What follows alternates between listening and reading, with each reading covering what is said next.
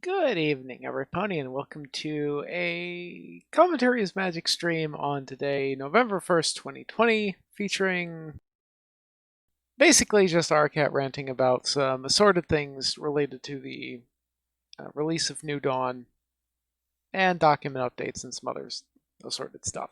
I am, of course, am Arcat, and I think Rand Pose is on a train, Big Cheese is busy playing Among Us, and Ivory is otherwise occupied. So, as I mentioned, this is just going to be a relatively short one, just with me, talking about some of the things that we've done in the course of the New Dawn update. As with past updates, this has involved changes to basically all four of the documents: the tournament floor rules, the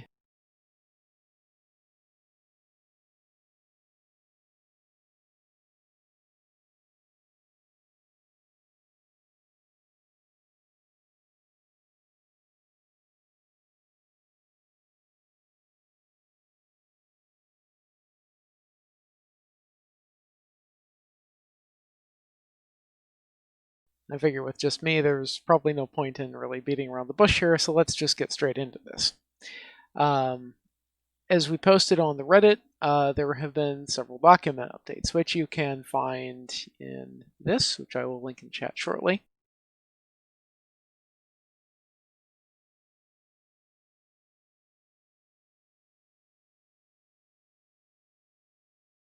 And going through here from top to bottom, these tend to take effect relatively quickly simply because we want to get the set out available and effective for everyone almost immediately.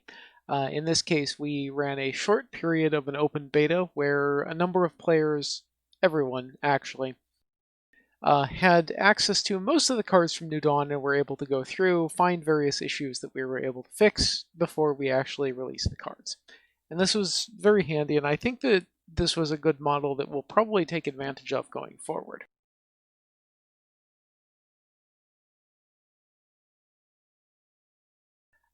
And you can see here that the tournament floor rules has one gigantic update, which is the entire New Dawn set is now part of Leader's Block, which of course is necessary to make the New Dawn set legal.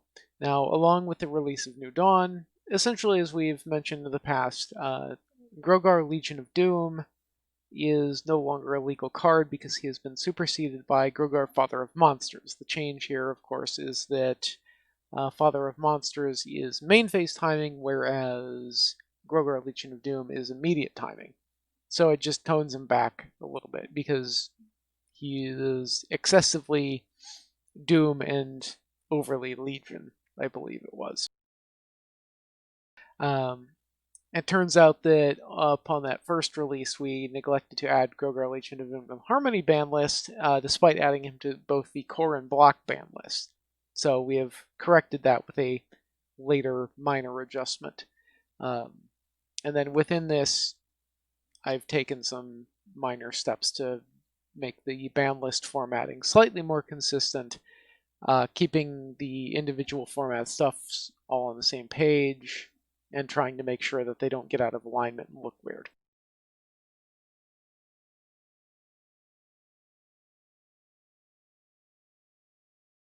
In the OCR, of course, we have to add all the new cards, and as well as officially adding Grogar Father of Monsters and Fluttershy, Stunning Confidence or Growing Wonder or Stunning Wonder, whatever her name is, which supersedes Fluttershy Growing Confidence, which we ended up having to ban a couple of months ago due to her horribly meta-warping impact. One other note here is that we've gone through several cards, mostly in the Premier block, entirely in the Premier block, I believe, to remove all language where modifiers were allowed to change costs instead of messing with how much you pay for them. This is important because this means that anytime the rules or a card refers to cost, quote unquote, it is generally and always going to be referring to the printed cost, which means that we no longer have some various ambiguities related to, well, because these Premier cards reduce the cost, technically there's the set of cards that don't behave quite the same way as you would expect. So we have changed all of these things to use the pay less language that is prevalent on essentially every card since Premier.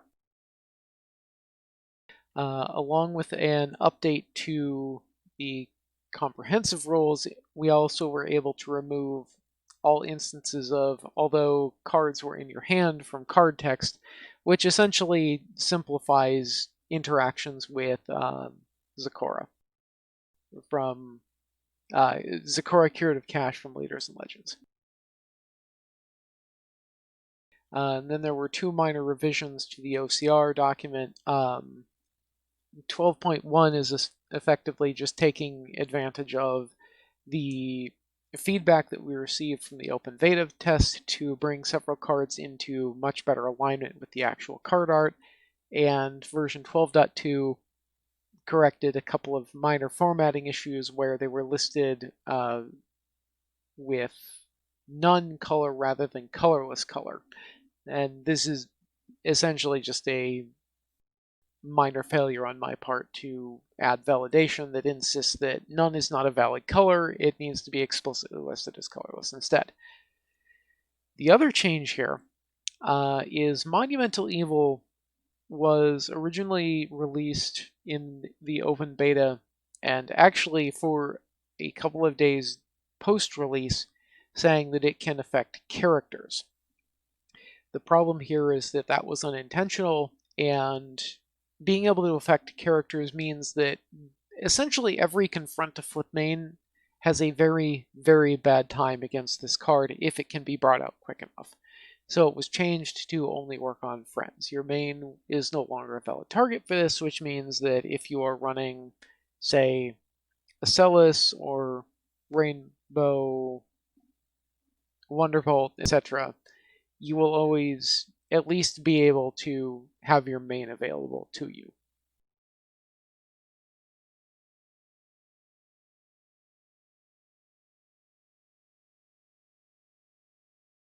The comprehensive rule changes, of course, are a little bit more extensive because there are quite a number of things that we've had to change in support of New Dawn.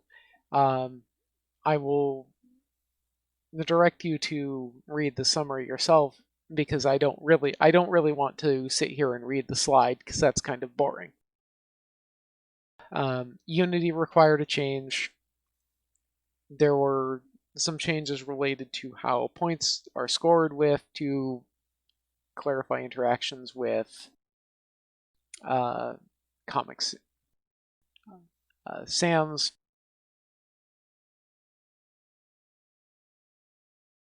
additional changes to attempt to reinforce shenanigans related to Silverstream and uniqueness, and essentially just a bunch of other things for clarity and trying to make sure that there was good rule support for all of the new things that we've added in New Dawn.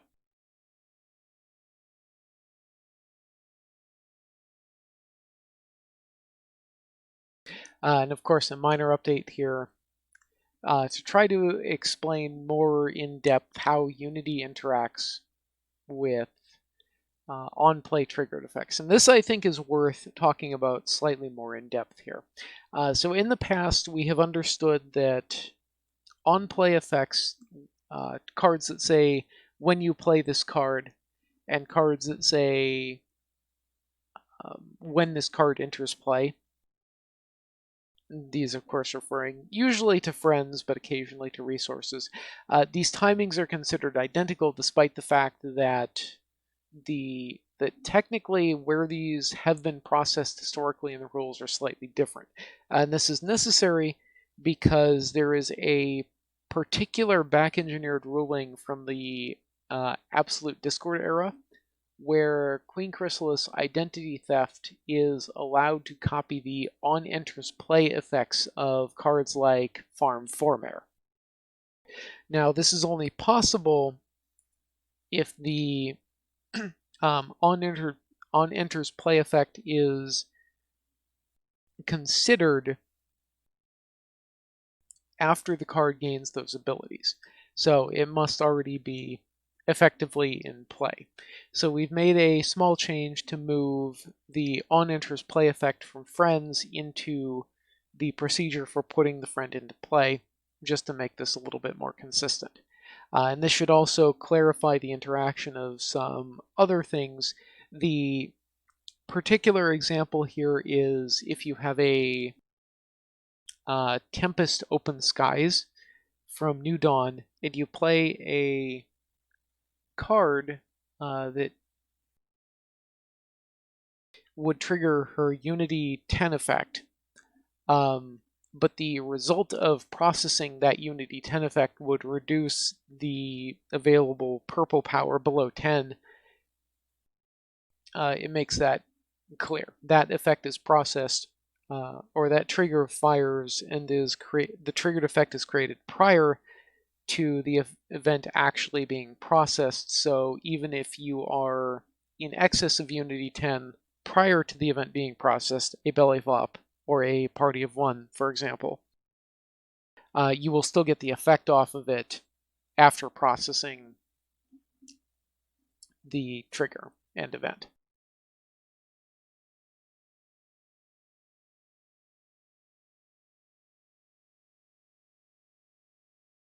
Finally, we have the limited rules where we have replaced the Applejack Ambassador of Honesty, a card that many of you will recall has been removed from almost every format just to her sheer power, with Muffin Mare Sharing's Caring as a provided card.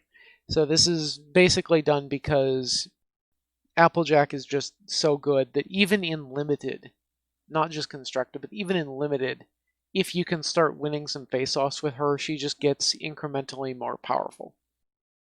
Muffin Mare is, of course, a quite powerful main, and we are not removing Applejack as a, or we are not straight up suggesting that players ban Applejack as we have done with Scootaloo, because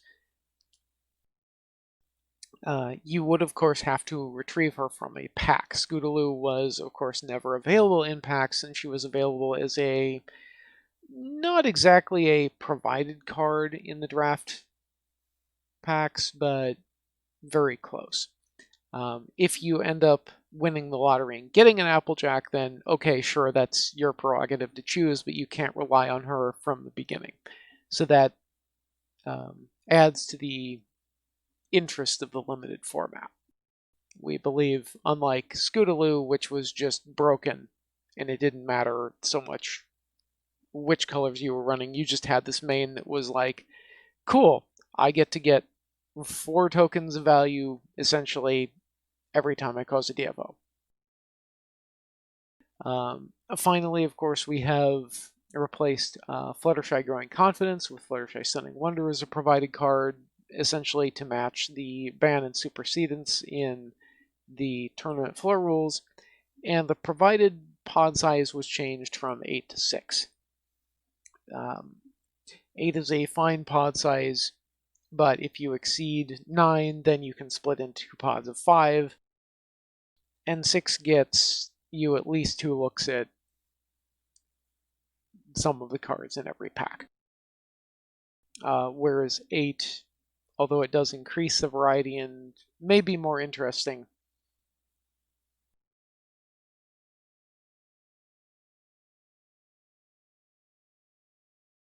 6 is more achievable in a number of cases, and especially after splitting a pod if you end up with too many players.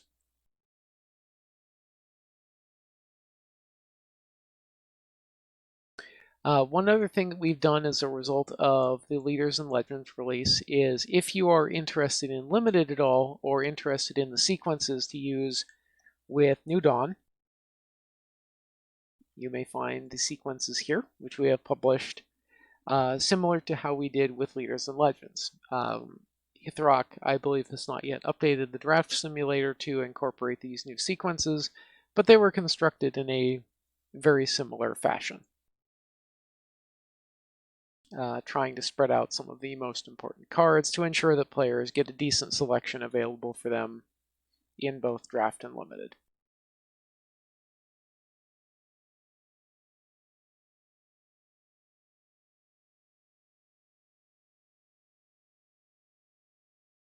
finally, as has recently been announced, the first Core and Harmony New Dawn tournaments will actually be taking place in a little under a week at OnlineCon 7, which is also tied in with Ponyville Ciderfest. So if you're intending on attending Ciderfest, come and check out the tournaments as well. We will be doing a Core and Harmony tournament with New Dawn, so it's going to be a whole new meta, and also look out in the future for limited tournaments involving New Dawn. Let me give you, I should give a link to the signups for that, which is now in chat.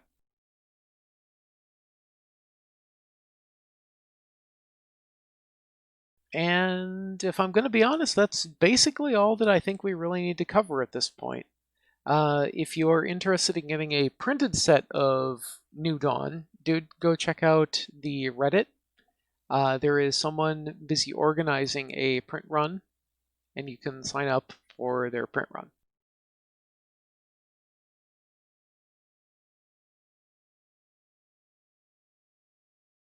That, however, about wraps up basically everything I wanted to say today. I'd like to give a shout out to all of our patrons on Patreon. Thank you so much for your regular support.